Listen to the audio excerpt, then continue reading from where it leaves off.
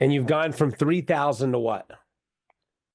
We're gone from $3,000 a month recurring payments to $100,000 or more a month. Today, we're talking to James Hausen with Hausen Law out of Akron, Ohio. And you're going to hear this extraordinary success story, how he went from a few years ago doing 6 to 8 filings a month. Last month, doing 63 filings, tied for number 2 in all of Ohio. And he's going to unpack how he did it.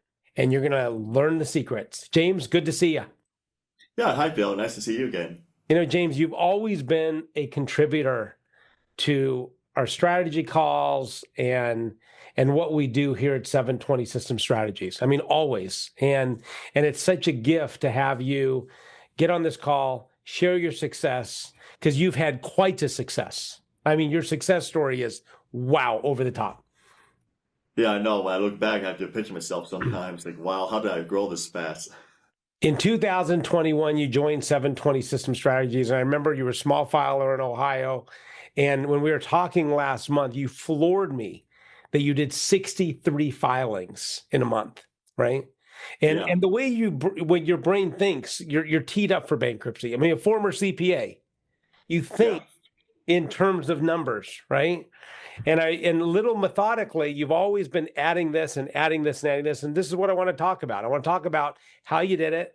So when I asked you earlier, I said, hey, tell me these 5 things that really were pivotal in your growth from going from 6 8 a month to 63 last month. So that's about 3 years, right? 3.5 years. yeah, 3 years. Right. So the first thing you said to me was you stopped answering the phone. You Yes, you had a phone team answer the phone because originally how you were trained, you answered all your calls, right? right. That's how we were trained at the big law firm. We just Yeah. had to answer the call if the phone rang at your desk. Yeah. And so you got a phone team where people started answering the calls for you. Well, start with one person. You got to Okay. start with Okay. one person Okay. and take all those phone calls. Right.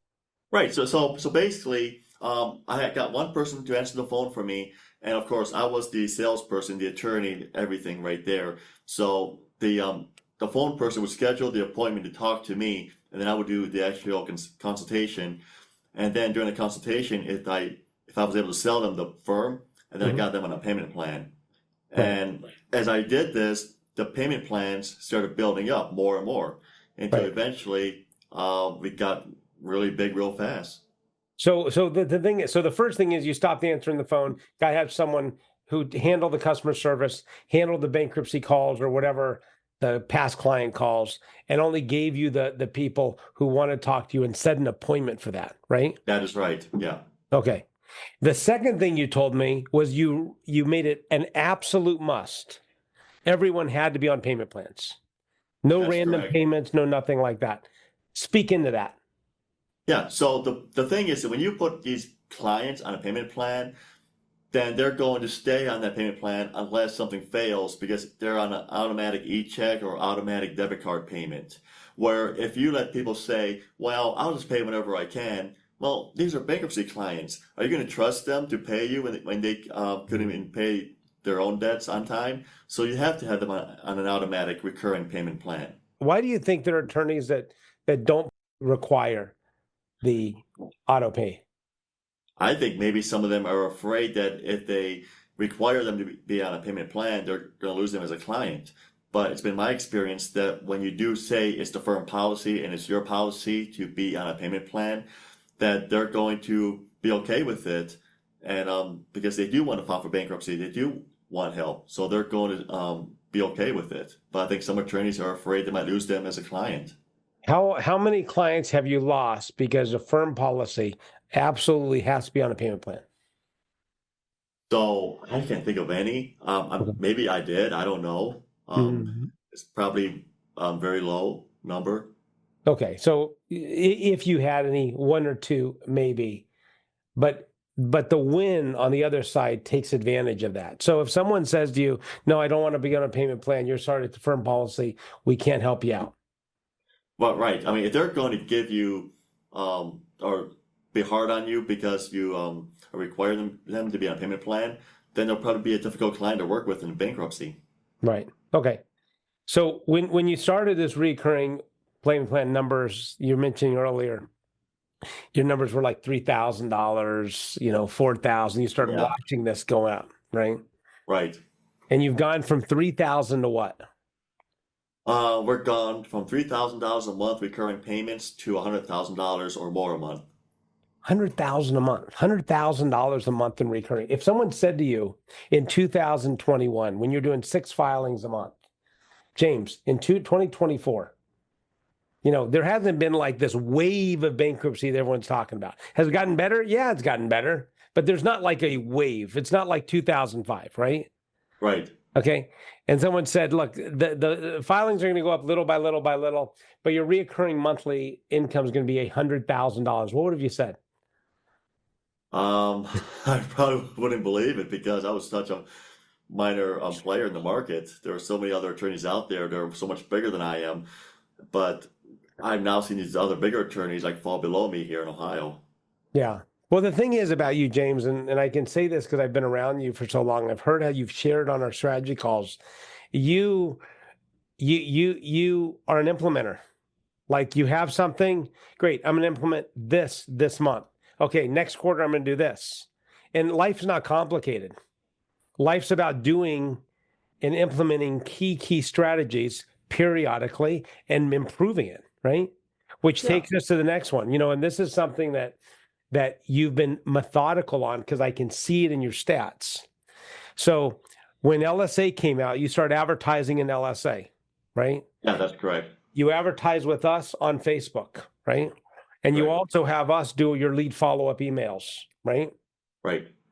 Now, a lot of times, and you look at the ROIs on all this. You're looking, hey, where am I getting the best return on my money? And you're ramping where the highest ROI is, right? We've had this Right. conversation internally. But what you're also doing is every single time a lead comes in, you're making sure they're in the follow-up sequence. It's a process that you've trained all of your phone staff, Yeah, right? it's a system. Yeah. So basically, like when a lead comes in, anyone I hire to be on a phone staff, they're trained on how to take that lead. Well, first of all, how to answer the phone if they call in, or if they send an email, and then how to call them back and how to have a conversation with that person so they set an appointment, and then how to go ahead and enter the information in 720 so they're in the follow-up system, but also to put them in our software so they get these forms emailed out to them so they know we're a real business and that it feels like when we send forms out to them, they get the feeling that, hey, this firm's already starting to work for me. Yeah, So our phone people are trained to do that right away. right. We have a lot of people who we do the follow-up for who don't submit the names to us for us to follow up with. And they just get busy, right? Yeah, they They fall off the get radar. busy. Well, it's what? They fall off the radar. Yeah, the clients fall off the radar, and these are lead costs that are sunk, Yeah, right? I mean, the thing is with LSA is it's a great lead, but the expensive lead, and you got to convert it it fast. is expensive. There are other attorneys I spoke to where they said, "Oh, I don't want to go in LSA because I spent, I don't know, X amount of money, but I only got this many hires." And I'm wondering, so how do you handle the lead? Because you can spend the money on LSA and you're going to get the leads, but the question is, what do you do with that lead once it comes into you? Do you have a process to capture that Yeah. lead? Because if you don't capture that lead right away when it comes in, they're going to go to the next person that's on their list that they find to be an attorney. Well, that's the problem because they got 3 people right at the top that are Google screened. Right.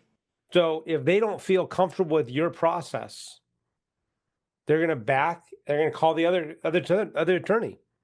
Yeah.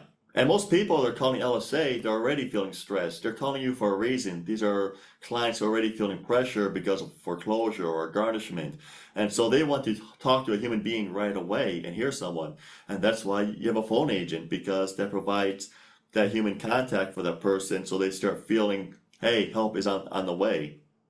What do you think about these guys that buy LSA leads and they go to a person that sets an appointment for an attorney? What would you say to that?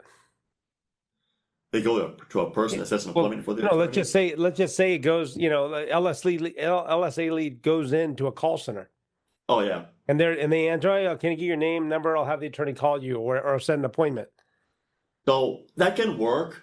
We do have an answering service where they do take our overflow calls, and they're clued into our software system, so they can do that. But we gave them a script, and the script has where they have to get their name, get their Hmm. address, and then find out what their problem is. We call that their hell, and then they set the appointment because they're hooked up to my calendar or to my sales consultant's calendars through Calendly right now.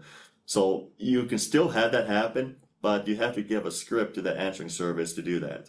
You're right. The script is the key because the problem is we have a lot of people who buy LSD. They tell me about it. Hmm. And either one, they're having to go to a call center, they're not converting the right way, and it becomes extremely expensive if you're not converting 1 out of 3. That's the key. Right.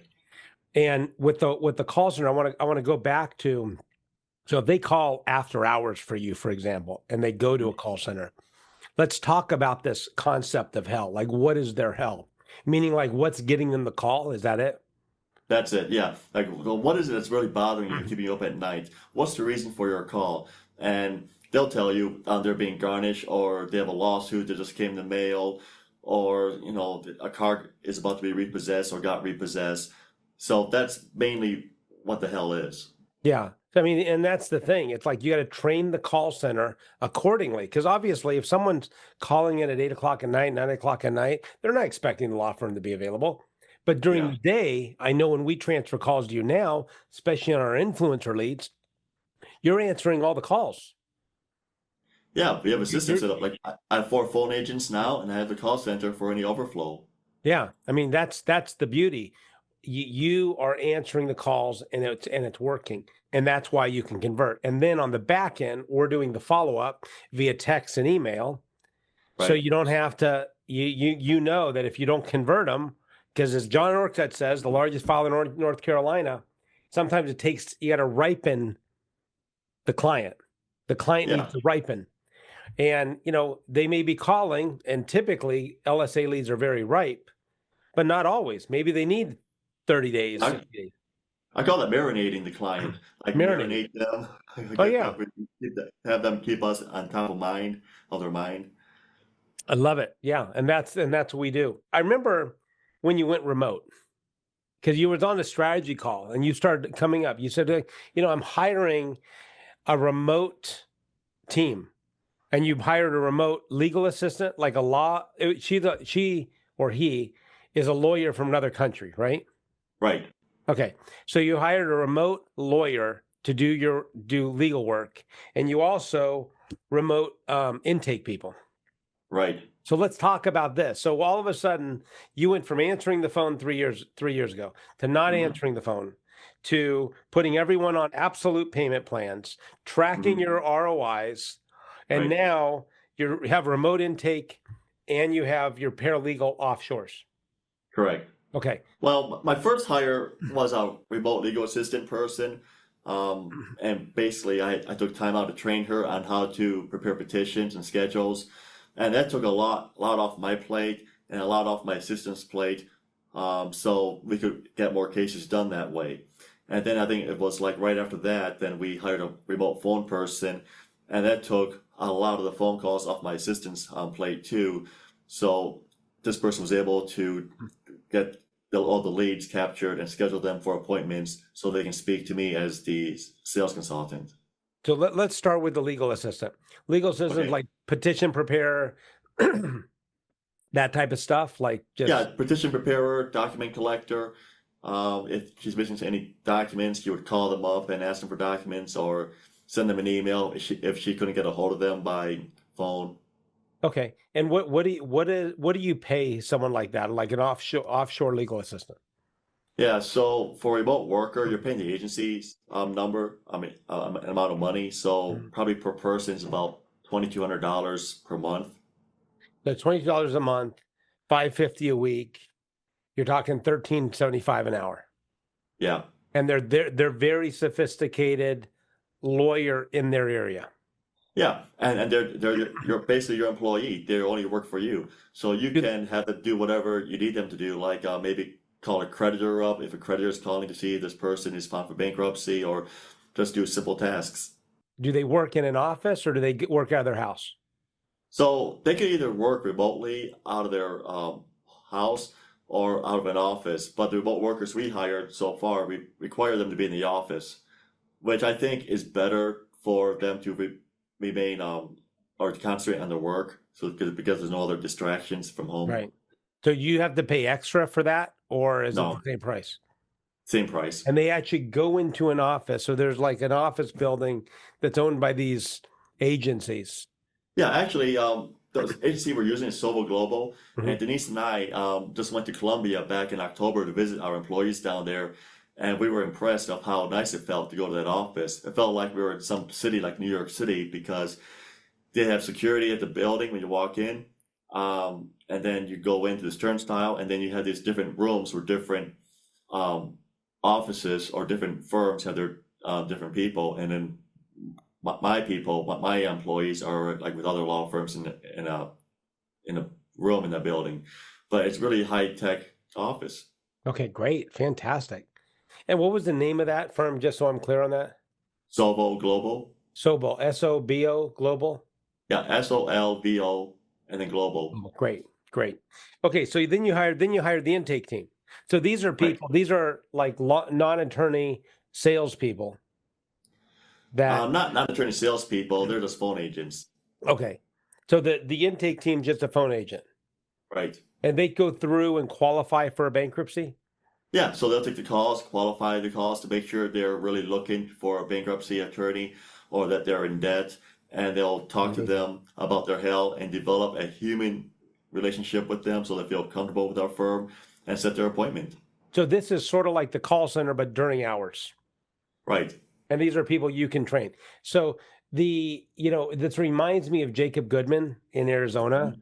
who, like you, went from a handful of filers like a new practice. And he actually opened his practice December 2019 and Uh-huh. is now the second largest filer in Arizona. And how he did it was he stopped talking to the leads. The Yeah, leads, because it just take, go ahead, go ahead. yeah, because an attorney is wearing the $400 an hour hat. The attorney is usually the highest paid person in the law firm, and he's got to work on the hardest jobs, the complicated jobs, the legal work. Yeah, So you can train someone else for $10, $13 an hour to do the lead yeah, intake. yeah.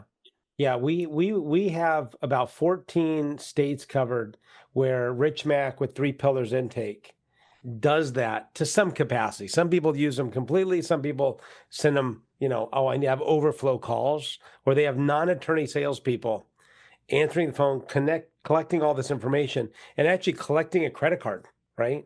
Yeah, And make it really easy. And it's a huge leverage of your time.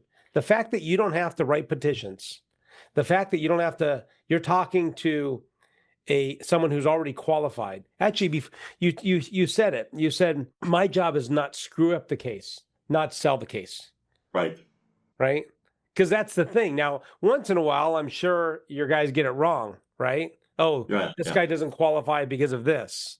But that's what the attorney's for, to qualify them and then get them on a payment plan, right? exactly. Yeah, I love it. The last thing we Well, did was we hired a non-trained salesperson. But I forgot to tell you one more thing what we did no. before then. Yeah, What we did was that I used to think that we had to have our attorney fees competitive with other attorneys' fees, okay. which means keep them low. Yeah, And maybe you heard the saying before, race to the bottom, where some attorney is saying, "Hey, I'm selling a $500 bankruptcy course or Chapter 7 here." Another attorney does $800. And I was trying to do that, but then I realized that wasn't working. And so I thought I would raise my fees and see how much elasticity is in the fees. So I started raising the fees. And because I raised my fees, clients didn't blink. As long as we gave them a good interaction with them and they felt comfortable with us, they were willing to pay us as an attorney, and that allowed us to have more income to come in so we could hire employees and hire those remote phone people, yeah. and then get into your point to hire a non-attorney salesperson. Got it. So what were your fees and where did they go to? So when I first started with you, my fees were about, I think it was about $1,100 or $1,000 for Chapter 7. And then I started raising them little by little, like to 1,200. And I thought, oh, that's interesting. I'm getting more clients. Went to 1,400. I kept on getting more clients. And now I'm doing Chapter 7s for about $2,200 some dollars. Okay, got it.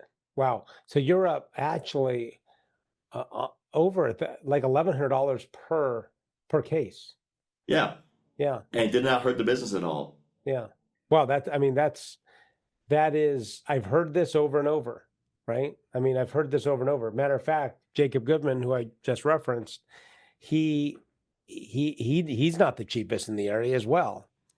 And I know this to be true in my attorneys. The key is the person wants to feel that they're being taken care of, right? Yeah, and people expect to pay their attorney or expects a good attorney to charge a lot. And they Yeah. want to be able to say, hey, I hired this attorney and he's a really good attorney and this is what he charges. And we do get referrals. Wow. So not only did you take your cases from 6 or 8 a month to 64 last month, 63 last month, excuse me, 63 last month, but you also doubled your fees in essence. Yeah. Unbelievable, James. That is unbelievable. Congrats. Okay, so tell us now about the non-attorney salesperson. So I understand the difference between a non-attorney salesperson, remote intake, and legal assistant. I understand obviously the difference between a legal assistant and a non-attorney salesperson. But what talk to me about that distinction. So the non-attorney salesperson is now who's first talking to the client when the client schedules an appointment over the phone or over Zoom with the intake team. And the non-attorney salesperson's job is to sell the client our bankruptcy services to the client. So they go over with them what their problem is, and then they go over their hell in heaven, and then they tell them why our firm's a good fit for them. They give them our origin story, and then they sign them up on a payment plan. And then on the day, usually when the payment comes out of their checking account or debit card, is when the onboarding is also scheduled on that same day. So then either me or one of my associate attorneys will do the onboarding with the client just to make sure they really can do a Chapter 7. If not, then they can do a Chapter 13. And sometimes it's vice versa.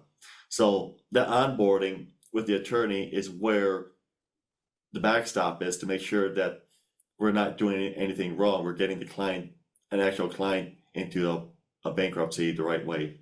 Okay, so the first is the remote intake. That is the call, basically a call center, heaven and hell. What's going on? Let me share about our backstory, who we are as a company. Let me introduce you to the next step. And the next step is the non-attorney salesperson that's basically going through an entire bankruptcy questionnaire and selling them on a bankruptcy, see if they qualify for a means test, 7 or 13 or whatever. And then they set up a payment plan. And on the day of the payment plan is when they do an onboarding with you or associate attorney to make sure it actually all works. Correct. Okay, got it. And that's the process. That's the process. And usually, once they made it that far, usually they're sticking with our firm. They're probably not going to cancel. Not to say we don't have cancellations. And usually, when people cancel, something came up in their lives, or they'll say something like they didn't feel comfortable with us, or they found someone cheaper. And yeah, we do lose some clients to other firms where they've found cheaper firms. But overall, I don't think it has hurt us. Well, I mean, here's the thing. With how you've raised your fees, I mean, you'd have to lose 50%. Yeah, that's true. Which to make that, I mean, but even if you were going to do that, it would be more beneficial to lose 50% and have a higher volume and less staff and less stress and less worry, better clients, right? I mean, how many people you think you've lost because of fees? Do you think you lose 10 a month? You think you lose 5 a month? Maybe 3 to 5. I don't 3 to 5 know exactly. Yeah. So we're talking 5 to 10%. Yeah. Yeah. I mean, the reality is if they say if you're batting 1,000, you're not batting enough, right? Right. So I think you're doing something great. I mean, this is amazing. I mean, really kudos to you for what you've done. You execute. And you're looking at the big things. It's like these are big things. Stop answering the phone. Reoccurring payment plans. Hey, I got to look at the LOIs and systems to get people into lead follow-up, right? Yeah. Remote intake, legal assistant, salesperson. These are not easy fixes. And this is why a lot of people, I believe, there's breakage. The breakage is because, oh my God, it's overwhelming to figure this out. Yeah, it's a quarter. Each one of these take a quarter to implement at least. Yeah. And Well, then I it's think it's fine. your mindset. First of all, a lot of attorneys do not want to hire a non-attorney salesperson, and if you ask them why, they'll say, "Oh well, I'm the best salesperson in my firm. No one can better outsell me." Well, they may be so, they may be true, but you're just one person. Yeah. You know, if you get a non-attorney salesperson, and then you can help start running the business, and then and figure out all the harder stuff out, Yeah. because that's how the real world works. That's it. James, anything else on your brain you'd like to share for the good of the whole? Yeah, I think you should always be learning how to implement one thing every quarter for your business. Find that one thing. I belong to Richard James Group, and every time I go to a Partners Club meeting, I always try to find one thing that can help improve our business. An example is like last month in November, the one thing we decided to implement was write an onboarding script. I never thought I would need to write an onboarding script because I thought it's just easy stuff, but it made sense after Richard James described it, that an onboarding script is basically telling the client, here's how the journey is going to work, and it's all scripted out. So no matter which attorney does the onboarding, they're all given the same story to the prospective client. See, the beautiful thing about our industry of bankruptcy is it is very transactional. Like you can build these systems. You can build the onboarding script. You can build Yeah, the script for these different things. Where in a lot of parts of law, you can't. And then it becomes very, very complicated, right?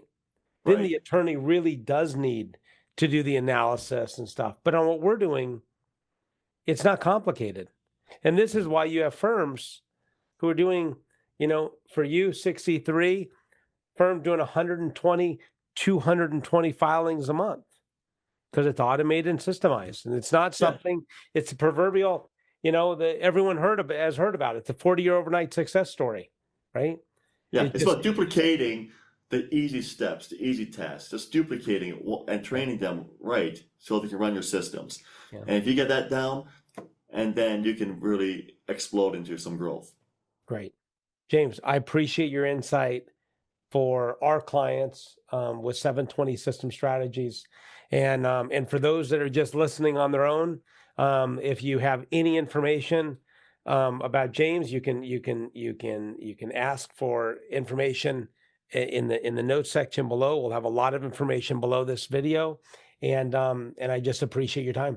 Thank you, Yeah, James. no problem. You're welcome.